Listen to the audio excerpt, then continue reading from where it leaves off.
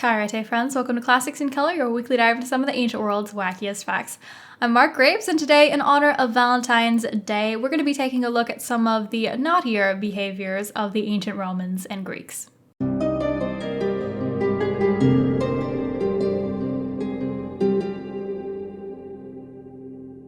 Sorry to be the bearer of bad news, but when it comes to words in English like kink or fetish, as far as I am aware, there is no direct translation or correlation in either ancient Greek or Latin. They just don't have those terms or really those concepts.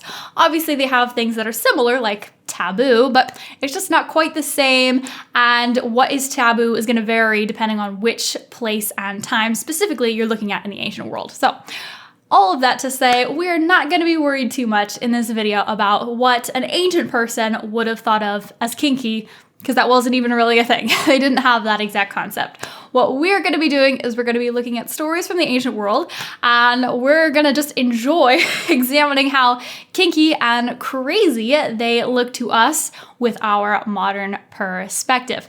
Is it going to be a little anachronistic? Maybe. Is that going to stop us from having fun? Absolutely not. So if you're interested in reading more about this topic on your own, I would recommend you try Plutarch on Sex by Peter Walcott, or you could try In Bed with the Ancient Greeks by Paul Crystal. Without further ado, let's get started. One thing that shows up maybe surprisingly often in ancient love poetry and stories about sex is biting, basically. It seems like there were a lot of people in the ancient world who sort of took it for granted that love nibbles were a sexy component of carnal relations. So to illustrate this point, let's take a look at a quote.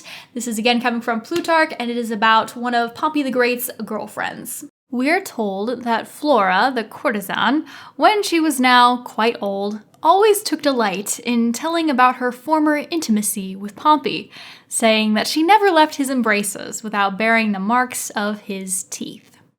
Next up on our list is wife swapping, and the quote for this one again comes from Plutarch, but this time it is about Cato. I've been trying to think of how to summarize this quote for you all because it's a little bit long, but it gets complicated, and all of it is so good that we're just going to go ahead and read the whole thing. One of these admirers of Cato was Quintus Hortensius, a man of splendid reputation and excellent character. This man then, desiring to be more than a mere associate and companion of Cato, and in some way or other to bring his whole family and line into community of kinship with him, attempted to persuade Cato, whose daughter Portia was the wife of Bibulus and had borne him 2 sons, to give her in turn to him as noble soil, for the production of children.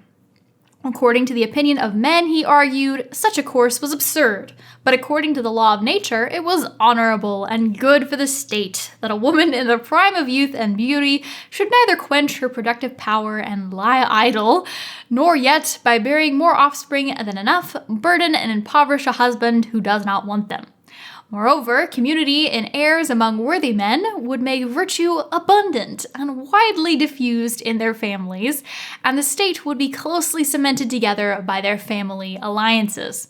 And if Bibulus were wholly devoted to his wife, Hortensius said he would give her back after she had borne him a child, and he would thus be more closely connected both with Bibulus himself and with Cato by a community of children.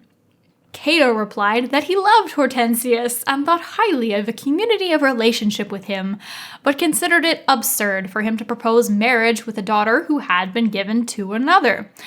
Then Hortensius changed his tactics, threw off the mask, and boldly asked for the wife of Cato himself, since she was still young enough to bear children and Cato had heirs enough. And it cannot be said that he did this because he knew that Cato neglected Marcia, for she was at that time with child by him, as we are told. However, seeing the earnestness and eager desire of Hortensius, Cato would not refuse, but said that Philippus also, Marcia's father, must approve of this step.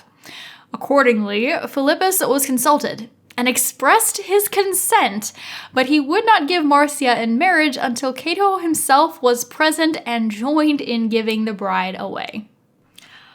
Oh my God, what a story, am I right? So Cato has a wife and a daughter. And then he has this other guy, Hortensius, who has basically the creepiest bromance in the history of humanity with Cato. He is just the biggest fanboy, and he wants to just be even more intertwined into this guy's life. So he proposes that Cato's daughter, who's already married to somebody else, that she be like temporarily leased to him for the purposes of bearing children. And Cato says, yeah, I'd be cool with that, but, she's already married and no take-backs, right? My hands are tied. And Hortensius responds to this by saying, well, how about your wife? Can we do this? And then Cato's response is, like a true gentleman, well, sure, but I have to ask her dad first. If he gives his permission, then yeah, whatever.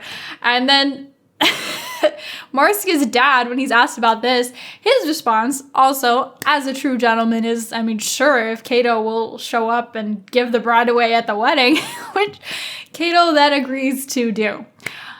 I have nothing more to say about this. Next up, we have feet and foot massages. Apparently, Antony and Cleopatra may have had a little bit of a thing for foot massages. We have a fun little story reference, again from Plutarch, about how one time, apparently, Antony scandalized everyone by getting up in the middle of a big fancy feast to go over to Cleopatra and rub her feet. That does sound pretty sensual, I will admit. Last, but certainly not least, we're going to be reading a passage written by an adult man named Philostratus, which is essentially an ode to a barefoot boy, in which he attempts to persuade a younger man whom he is sexually interested in to wear shoes less often. This is a wonderfully creepy example of pederasty. If you are somehow not familiar with that concept, it is the morally accepted, socially accepted tradition or practice in ancient Greece of older men dating younger boys/teenagers. Not great. So if you feel that this quote will be too disturbing for you, understandable. Have a nice day. Maybe just hit that like and subscribe before you click away. Thank you so much for checking out this video. The rest of you have been warned.